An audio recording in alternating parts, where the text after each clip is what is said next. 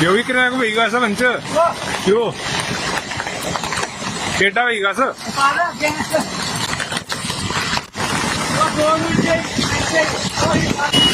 तू रोटे कर दी हले तक एनु भी धमक पै गई ही